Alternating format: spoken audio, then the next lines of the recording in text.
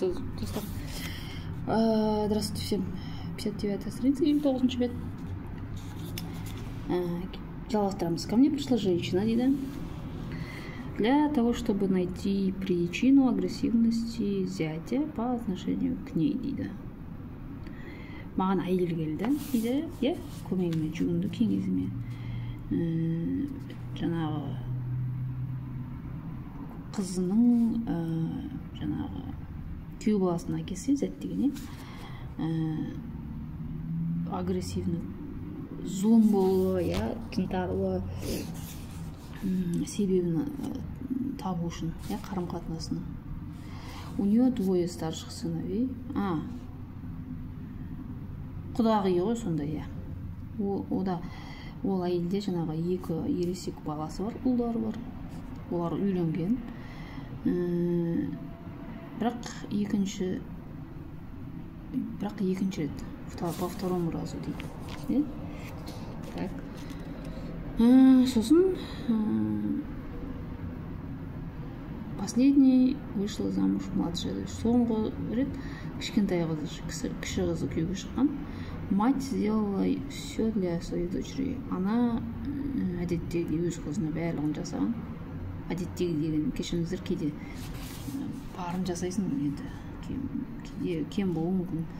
Даже квартиру купила, тіпті пәтер сатып берген дейді. Бір кіреберісте пәтер сатып берген. А зять сразу, дұрыс жаңағы не соп тұр ғой, қыз жағынан құда. Жаңағы зять деген қалай еді қазақша, жаза кетіңіздер достар. Құдасы дейікші, сразу же бірден после свадьбы, тойдан кейін закрыл дверь перед тещей. Жаңағы әйелдің бетін есік жауып қойғанда и сказал, дейді, чтобы она не приходила, келмесін деп айтқан. Теперь общение с дочерью только по телефону. Енді қызбен араласу тек қана телефон арқылы, дейді. И женщина спрашивает, что делать? Және әйел сұрап жатыр, не істеу керек? Мен не істеуім керек бұл жағдайда, дейді. Можно ли повлиять? Әсер етуге бола ма, дейді. На зятя, а может быть, стоит избавить дочь от такого агрессора, дейді. Мүмкін қызымды мынандай агрессивті тұлғадан, яғни зұлым тұлғадан ашықтау, көмектесу керек балып, жаңағыдай аластату керек па деген сияқты. В беседе выяснилось, что дети для матери были главной ценностью. Әңгіме барысында анық болғаны, бұл анаға балалары басты құндылық болған. И она очень глубоко вникала в их жизнь. Олардың өміріне өте терең енген, асырасын деп жүрген, старалась всячески помогать, барынша көмектесуге тырысқан. Все это привлекло к тому, а оның нәтижесі салдарынан, что у сыновей ұлдарында никак не складывалась тағдыры бір ретке келіп, жөнді өмір отбасы болмағанда. И зять, видя все это, құдасы бұның бәрін көріп, а может быть интуитивно ощущая опасность, мүмкін интуициялық түрде, түйсік түрінде, деңгейінде қауіпті сезе тұра, исходящую от тещи, құдағиынан шығып жатқан.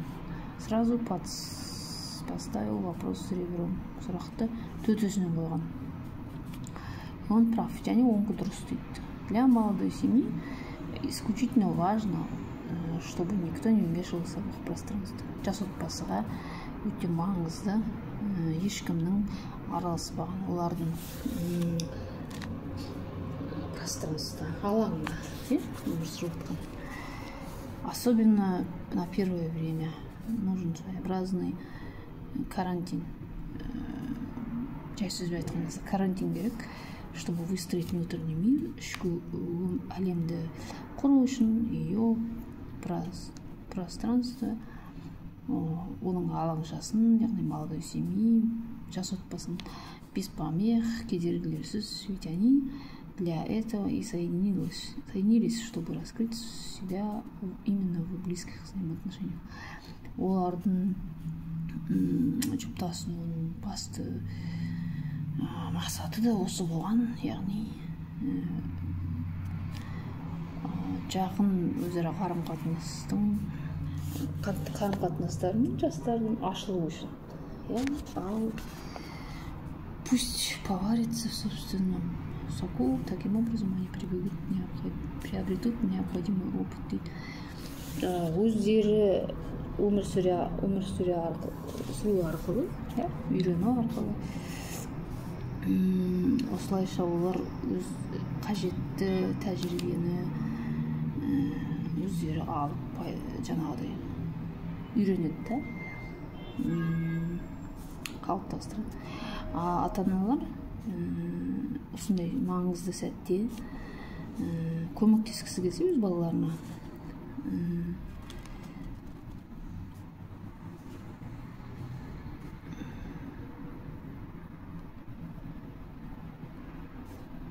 бұл уақытта бір-біріне барынша жақын болу керек. Яғни бұл күйеу мен әйелін айтып тұр. Молодая семья, жас отбасы, школа для родителей дейді ата-аналарға, мектеп. Это новый этап их отношений друг к другу. Бұлардың қарым-қатынастар, бір-біріне деген қарым-қатынастардың жаңа сатысы, деңгейі. И если у молодых возникают проблемы, родителям нужно искать их корни в себе. Егер жастарда мәселелер туындаса, ата-аналар оны өздерінде түп тамырын өздерінде іздеу керек. Найти, постараться убрать, тауып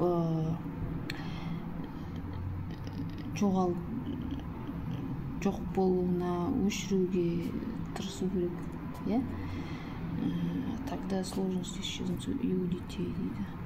Сонда балаларды да ондай қиындықтар жоқ болады. Яғни ата-ана бір-бірімен жұмыс істесе, балаларда да сондай, соның арқасында мәселелер шешіледі да. Яғни жастардың проблемасы мәселелер, ата-ананың проблемасы жастарға өтіп кеткен жағдайда. Вот путь истинной любви к детям дейді. Мына осы нағыз балаларға деген махаббаттың жолы осы дейді. Не нужно приходить в дом молодым без крайней необходимости. Жастардың үйіне аса қажет жағдай болмаса бармау керек. Не нужно вносить туда свои энергии. Ол жерге, ол жастардың үйлеріне өз энергияларыңызды енгізбеңіздер, керек емес дейді. Это почти всегда сказывается отрицательно. Бұл нағыз осы әрекет теріс әсерін тигізуі мүмкін көп жағдайда. Сколько разрушено семей из-за вмешательств родителей. Не счесть дейді. Санай алмайсың тіпті дейді. Ата-ананың жаңағы жас отбасыға араласуының салдарынан қаншасы ажырасып кеткен, бұзылған дейді. Осы төңіректе айта кетейік енді,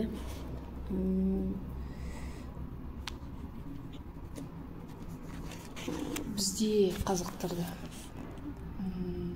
ата-енесімен тұратындар бар. Сол кезде көп мынау әлеуметтік желіде оқимын мен, анасы баласында сепарация жоқ та, баласының әйелі төсек қатынасы болуы мүмкін, мысалы бөлмесіне кіріп кете береді екен, ұят жоқ мүлдем. Сосын сепарация тақырыбы негізі өте үлкен тақырып. Ол баласының өз басыма өткен, мен ажырасының себебі де жаңағы анасы болған. Қатты жақсы көргенде баласын, сосын қызғанады, ревновать етеді. Сөйтеді, тоже бөлмеге кіріп кете беретін тұғын. Бола ма, болмай ма деп рұқсат сұрамайды. Ұрыстыра береді, әтеге ұрыстырады еще. Сосын бірге жатпай түнде соған әкеледі. Сен бәрін істеп атсам да, үйде вообще мүлдем условиясы жоқ жерге тигенмен, қазіргі таңда соны айтып келіп тұр. Осыған тікелей қатысы бар. Мен оны кінәлағым келмейді, жаңағы соттамаймын да, қазір қанша жыл өтіп кетті ғой. ол үйленді да екінші рет. Жалпы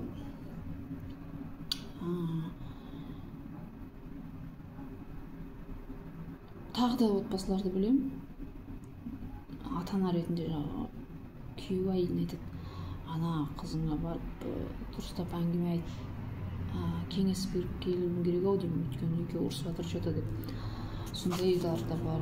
Сол дұрыс та. Ал мысалы мен енем болса, ол ажырасқаннан кейін жеген әйел еді, сондықтан бар несі назары баласына алып кеткенде, сөйтіп отношения начались с сыном дейді ғой психологияда. Баласымен қарым-қатынас басталып кеткенде, ешқандай әйел мен анамын ғой, мен артық адам жоқ, сен мен сияқты ешкім жақсы көрмейді, солай үйретеді да. Сосын ешқандай келін оған ұнамайды, сөйтіп те баланың тағдырына балта шабады. Сосын бір ажырасады, екі ажырасады. Сосын бала пока түсінбейінше мәселе анасында екен, ол осылай отбасын құрамай жүреді да, немесе отбасында ұрыстар бола береді. Оған шыдайтын келін бар, шыдамайтын келін бар. Ол ананы орнын осы қазір қоғамда талқыланып Азамат Сатыбалдың сұхбаты бар дейді араға, сыртшама. Ана сияқты сен ешкім жақсы көрмейді. Вот сепарацияның несі болмаған. Сосын анасы кетіп қалса, өмір бітіп қалған сияқты көрінеді оларға. Сондықтан пока ана тірі кезде соны шешіп алу керек баласымен. Мен сосын келіспеймін, ана сияқты сен ешкім жақсы көрмейді. Неге жақсы көреді ғой? Егер сен әр адамға өміріңдегі жақсы аралассаң, саған да сондай ответің болады. Какой привет, такой ответ. Әрине бәрі жақсы болмай сені жаңағыдай жамандауы мүмкін да, бір жаман нәрсе істеуі мүмкін саған, бірақ та бәрі ондай емес қой.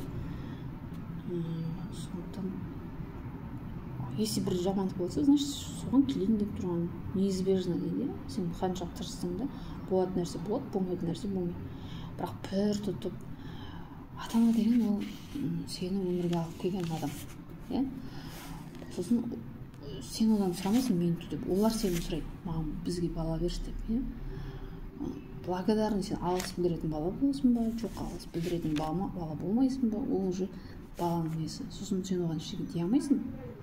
Алғыс білдіріп саған көмектессе, ата-ана ретінде жақсы, өзінде болмаса ол саған не береді, или ол негативті тұлға өссе, сен ештеңе дей алмайсың бұл балаға. Бірақ егер сен балаға бәрін беріп, махаббат беріп, жаңағы баланы сақтай отырып, үйлесім сақтай отырып тәрбиелесең, конечно қайтады. Ол бала бай болады, қыз болсын, бала болсын. Сосын қыздарға жылжымайтын мүлік әперу керек. Мысалы менің жағдайымда қайтадан айтатын болсақ, пәтер болмады да менде жеке. Біз вообще жалпы кішкене кез біз ондай түсінік бізде болмаған. Ата-ананың үйі сенің үйің емес деген бар ғой. Содан кейін сен өз үйіңді өзің табу керексің дегенше табатын шығарсың, егер сен дипломын алып тағы сен сразу бай болатсың ше. Сенде дипломмен де алдың, жұмысқа әрең дегенде тұрасың, қайдан сен пәтерге жинайсың? Оны саған ешкім айтпаса, сен қайдан ойланасың? Сосын қыздар ажырасып кетсе, Құдай сақтасын, баратын жер жоқ, өзінің үйі қайтып келген қыз болады. Сосын сен үйде сыймайсың. Егер сен жүкті болып бала болсаң, балаң да сыймайды. Мен мысалы жүкті болдым, жасауға мәжбүр болдым, өйткені мен өзім сыйған жоқ, сыймай жатырмын, баламмен қайда сыйдым, мен туған жоқпын. Әрине ол күні, бірақ мамам жыламасын деп сөйттім, мысалы. Сондай да, кім алды сен, енді шалға тиесің да енді деп осылай айтады. Сосын бір ана клеймо сияқты да, қара дақ сияқты, осымен өмір бітіп қалды деген сияқты ше. Сосын қызды кінәлайды да, баланы кінәламайды ешкім. Қыз ең жаман қыз отбасында, ол кететін қыз, ол бір кетті ма өлу керек сол жерде, өлсе де келмеу керек. Сол да ужас. Сосын мен өлдім ғой, бірақ шынын айтқан кезде. Өйткені сен басыңа қойғанда, соны кішкене кезден өлу керексің, сен күйеуге шықсаң, бітті, өз үйің келмеу керексің деген. Не деген масқара ол? Сонда сен не үшін туылдың өз отбасында? әрине сен ажырасамын деп демейсің ғой, отбасы боламын деп. Вообще осылай мүлдем болған жоқ. Мен барған жерде бәрін өзім шыдап сөйттім. Шыдаған бір 2,5 ай болды, бірақ ішетін сондай жігіт болды. Сосын қыздарға барады, сондай да. Үйде жоқ вообще, мүлдем. Осы 2,5 ай тұрды, сол бүкіл үйде жоқ. Мен бір ана домработница, уборщица сондай өзім елестеттім бар ғой. Бірақ енді алғаш жігітің болғаннан кейін, алғаш жаңағыдай төсек қатынасы болып, қыз болып қарағаннан кейін жақсы көресің да, көзің бір розовый очки сияқты болады. На самом деле негізінде дұрыс емес ғой. Сосын енем былай айтады маған: ер азамат үйленгенін сезіну үшін 1 жыл керек деп. Сонда сенде 1 жыл бойы не болсын сонда? Қалай? Сонда қыз немене, робот па? 1 жылда кім бар кім жоқ деген әңгіме тағы да. Сосын сен жүкті болмайсың дейді. Сосын мен қалай жүкті болатынын білген жоқпын. Оны да үйретпейді, өйткені секс тақырыбы бізде не ғой, табу ғой, айтуға болмайды. Сосын значит сен бесплодныйсың дейді ма маған дейді. Сосын мен бір сұрап қыздардан, сосын бір болдым сондай жүкті. Ол кезде одан да ужас болды. Қыдырулар біткен жоқ. Одан қалса жаңағы мені аптекаға жұмысқа тұрғызған. Мен қалаған кезде олар ауылда тұрады, ыстық жерде. Айтпақ қойын енді. Соны үстің тұз болады, чайда тұз ащы сондай. Оған да мақұл көңіл. Мені аптекаға жұмысқа тұрғызған. Сөйтіп мен қашып кетуге мәжбүр болдым ғой. Мен керек емес екенін сезінсем, мен тұра алмаймын ондай жерде. Жұмыста істеймін. Жұмысым жақсы болды, бәрі маған қарап, тем более жүкті кезде қамқор болды. Рахмет айтамын ол кісілерге. Сосын айлығым сол кезде бір 12.000 теңге, 8.000 теңге болған. Разницасы да. Сөйтіп бір қызға айттым да, маған казинге салып жіберші деп, маған керек болады, майда ақша болса да. Вообще ақша жоқ қой негізі. Тек қана документтерімнің керек заттарымды майда шүйде сумкаға салып, солай қажуға мәжбүр болдым ғой. Сөйтіп сол қыз саған жіберді да, Алла разы болсын. Сөйтсе жаңағыдай енем ана күйеуіме айтқан ғой, ақшасын алып келді. Ол тақырып бар, үлкен тақырып. Мен подружкаларым бар, күйеулері карточкасын алып қойған. Ал әйел ойлайды, это нормально деп ше. Ол не нормально вообще? Сонда маған енді беріп тұруға алатын нәрсеме, керек жарағыма дейді. Қалай сен өз карточкаңды өзің шеше алмайсың? Или сен үйреніп қаласың да соған. Күйеуі де басын алған. Ол да нормально деп ойлайды. Мен айтамын, ужас, маразм деп ойлаймын. Біреулері күйеулері әйел табыс таппайды да. Күйеуі қыдырып сөйтіп жүреді. Одан көбірек табыс табуға тырыспайды. Ішіп сөйтіп жүр. Әйел ауырып жатыр үйде. Сондай білмеймін. Бала шағасы оған көмектеспейді. Жаңағыдай единица салып, бірдеңе алып беріп ше. Ал әйел бар өмірін сол балаларға арнағанда күйеуіне ше, тамақ істеп үй жинап кетпесе айқай болатын біледі. Тамақ істеп үй жинап, телефонда солай барып жұмысына барып келіп жүрген әйелді ауырып қалған кезде баласы, күйеуі дұрыс қарамайды да. Ол да мысалы көрдіңіздер ма? Ше орыстық тәрбие, басқа ұлттардың тәрбиесі Америкада дұрыс па деп қалам кейде. Жалпы ұлтқа қарамай берік болып беру. Балаға, күйеуге бар ғой, әйел өзі даму керек. Ана әйел ретінде баланс тұру керек. Кішкене балаларға назар, тамақтарын беріп, не бұл. Өзінің жұмысы болу керек, өзінің несі болу керек. Өйткені рахмет болмайды да. Сосын ата-ананың араласу қою керек. Меніңше бөлек тұрғызу керек. Айтады ғой, ауру емес жас ата-ана болса, жас болмаса да өз-өзіне қызмет ете алатын ата-ана болса, бөлек тұрғызу керек жастарды. Жастар бір-бірін біліп, жақсы көріп, сезімдері қатайып, сондай өздері үйреніп, білмеген жерін сұрап, әйтпесе өмір бақи өз ережелері болады. Мысалы, бұрында сияқты қонақтарды есілдерді шақыра бермейді да. Қалай ма шақырады, қаламай ма жоқ, болмайды, мен үлкен жұмыстамыз, қолымыз бос емес деген сияқты. Қазір негізі сондай уақыт қой, ешкімді күтпейді, уже таңғалмайсың шайға шақырмаса, оны да сен өзің күтпейсің, үлкен жұмыстасың. Сондықтан сол ақша ол үлкен тақырып, иә, жастардың арасында көбісі ата-енесіне беріп қояды екен ақшасын, анау тату бағдарламасында көрсеткен ғой. Сол бізге көрсету арқылы олар өздері түсінеді, что это ненормально, ше. Сол, давайте достар, тыңдағандарыңызға рахмет.